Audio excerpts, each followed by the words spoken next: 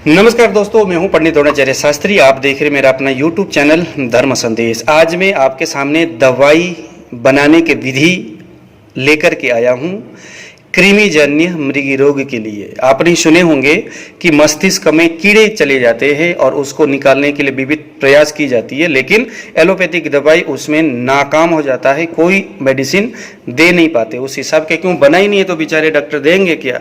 बड़े बड़े double triple MD के पास आप चले जाते हैं, कई सारे बातें हो जाती है उनके पास। रोगों को किस तरह से रोग हुआ, कहाँ से हुआ, शरीर के किस हिस्से में नसें चिपका हुआ है, दबा हुआ है, कितना वो रसायनों को उत्पादन करता है, सारी चीजें एलोपैथिक आपको हूबहू बता देता है। इसमें बहुत प्रोग्रेस किया एलोपैथिक ने। लेकिन जब बात आती है ट्रीटमेंट देने की तो एलोपैथिक वहां फिर बौना हो जाता है, यानी कमजोर पड़ जाता है। एलोपैथिक की जो अपनी जो कॉन्सेप्ट है उसके आगे तो वो जा नहीं सकता। तो कुल मिलाकर के आयुर्वेद हर तरह के रोगों में सकुशल ट्रीटमेंट देने में बहुत सामर्थ्यवान है, बहुत सक्षम है।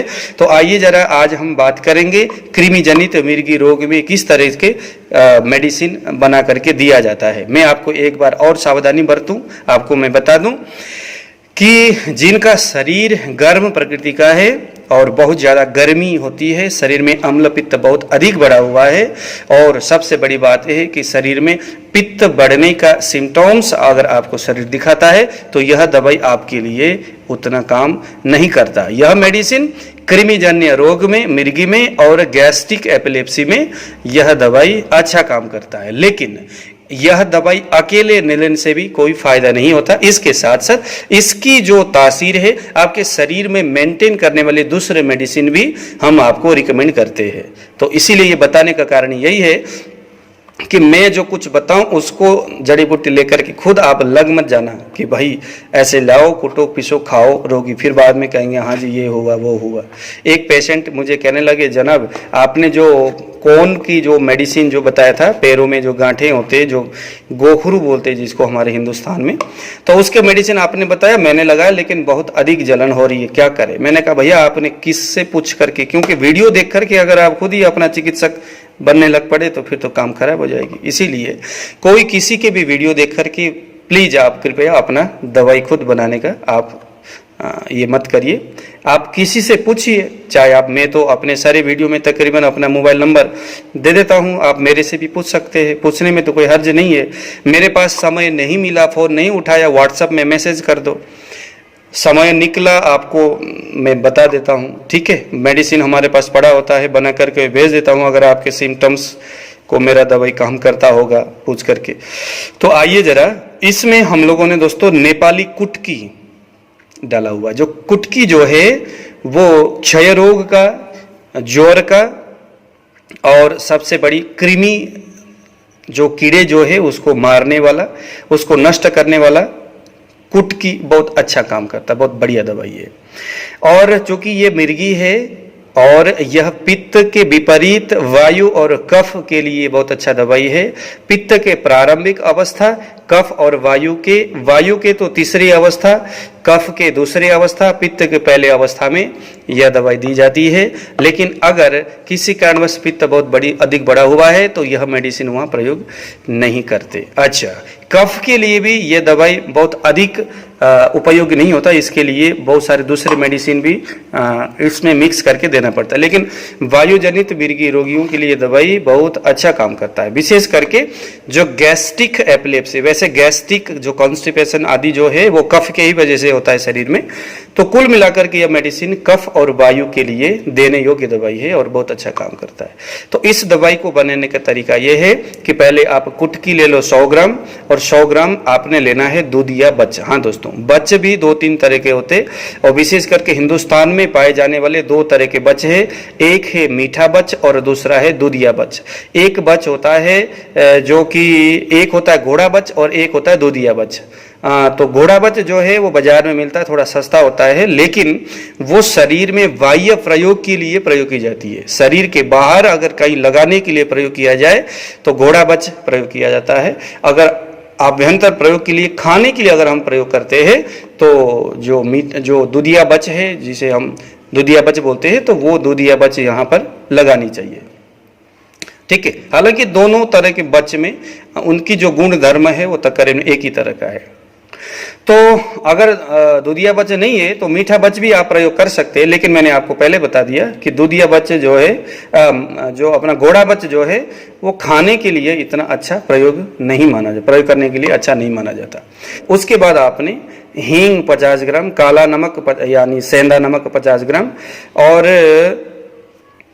काली मिर्च 50 ग्राम और आ गया दोस्तों निसोथ का जड़ 50 ग्राम और आ गया कुट 50 ग्राम।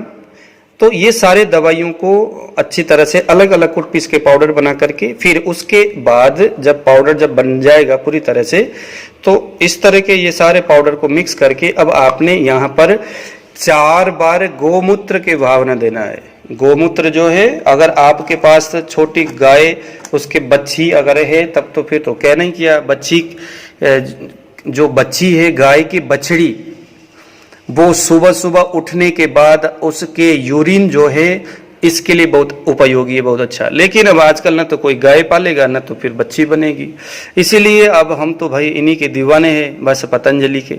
तो गोवर्धन अर्क, गोधन अर्क देखो जरा, ये जो गोधन अर्क है मैंने यहाँ पर इसको 4 बार इसको भावना देना होता है। भावना देने का मतलब है कि इस पाउडर के ऊपर इतना इस अर्क को डालो, इस गोमूत्र को डालो कि ये बिल्कुल ये गीला हो जाए। मतलब ये हालांकि यहाँ थोड़ा कम डाला हूँ मैं, लेकिन फिर भी मैंने इतना भी खैर चल जाता है।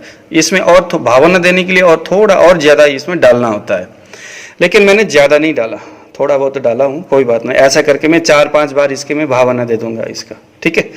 तो उसी हिसाब से, क्योंकि रोगी की जो तासीर है, जो प्रकृति है, वो अधिक गोमूत्र को वो सहन नहीं कर पाएगा, इसलिए मैं थोड़ा थोड़ा करके 4 भावना देने के यहाँ पर मैं अभी प्रयास कर रहा हूँ।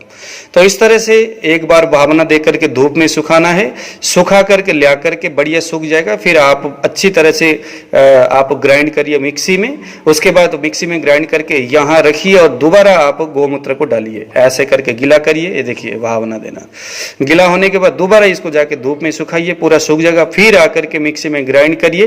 फिर करके 4 बार करने के बाद ये आपका दवाई हो गया तैयार। बस इसको आपने क्या है, अब तो 4 ग्राम एक टाइम में, ये जो 4 ग्राम है इसको आप अब यहाँ पर जो अनुपान है वो रोगी के विशेष शारीरिक क्षमता, बल और उसकी प्रकृति को देख करके अनुपान तय की जाती है। लेकिन ये दवाई जो सौम्य जो प्रकृति वाले या सौम्य बल वाले जो रोगी है उनके लिए ताज़ा पानी के साथ, अगर उसका कफ प्रकृति है तो शहद और अदरक के अनुपान के साथ, आदि आदि विविध, किसी का वायु अपना जो है, जो वायु वाला अगर है तो यहाँ पर उसके लिए दूध के अनुपान के साथ, किसी वायु के लिए 10 मूल काढ़ा के अनुपान के साथ, नहीं तो सारस्वत अरिष्ट, तो अलग अलग विविध जो वो तो रोगी के ऊपर डिपेंड करता है कि आपको अनुपान क्या देना है। तो उस हिसाब से ये मेडिसिन आपने एक टाइम में 4 ग्राम लेकर के सुबह और शाम अगर आप लेंगे कुछ दिन के बाद, गैस्ट्रिक एपिलेप्सी वालों के लिए तो इसका जो अनुपान है शहद और अदरक, ये दोनों के अनुपान के साथ 4 ग्राम इस दवाई को लेना है।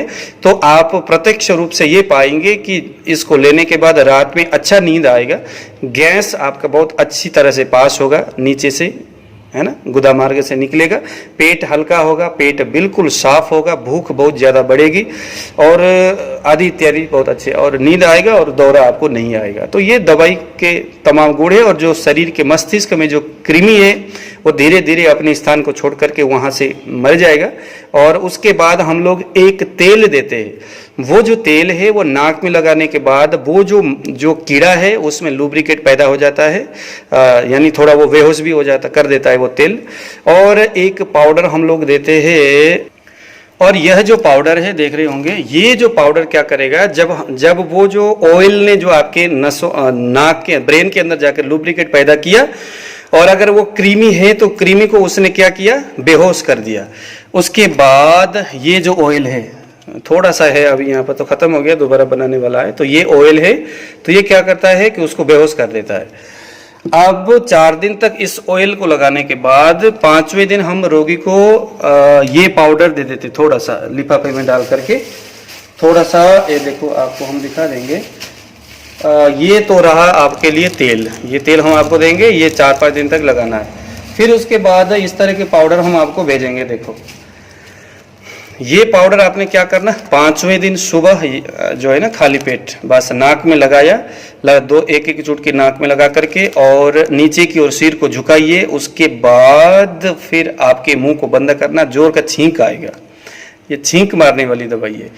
जैसे छींक आएगा मुंह को बंद करना, नीचे की ओर सिर को झुका लेना और जो छींक का जो गैस है वो आप नाक से बाहर निकालेंगे। तो इस तेल ने इस दवाई ने उस कीड़े को जो बेहोश किया, तेल और इस दवाई ने, और इस बेहोश होने के बाद तो वो बेहोश हो गया, दीवारों को छोड़ दिया उसने। अब यह जो इसकी आएगा जोर का छींक और नाक से अप्रत्यक्ष रूप से इसको कीड़े को आप जमीन में पाएंगे, उसको चिमटा से उठा करके जमीन के नीचे ले जा करके दफना दो। कहते हैं वो कीड़ा बहुत ज़्यादा डेंजर और ख़राब होता है, वो बहुत सारी चीज़ें रोगों को उत्पन्न करता है वो।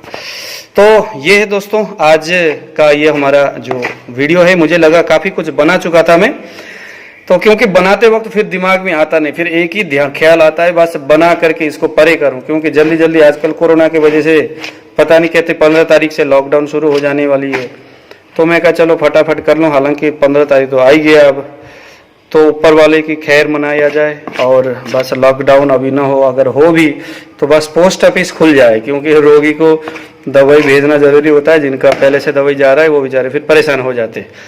तो हम भगवान से यही प्रार्थना करेंगे और उम्मीद से सरकार से भी उम्मीद यही करेंगे कि बस पोस्ट ऑफिस खुला रहे बस, क्योंकि रोगी के लिए दवाई भेजना जरूरी है।